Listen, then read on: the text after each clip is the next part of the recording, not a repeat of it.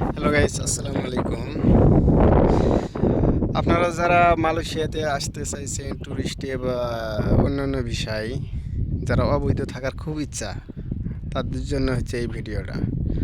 আপনারা যে এই ঘরগুলো দেখছেন, এগুলো ঘর আসলে কোনো পশু বা অন্য কোনো প্রাণী না। এগুলো আসলে যারা অবৈধ থাকে তাদেরই এগুলো থাকার জায়গা।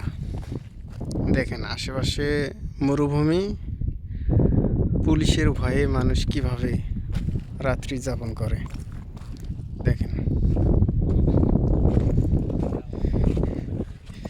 যারা অবৈধ তাদেরই জন্য এই সমস্ত ঘর, একমাত্র পুলিশের ভয়ে। দেখেন আশেপাশে যত এরকম ঘর দেখছেন সব দেখেন।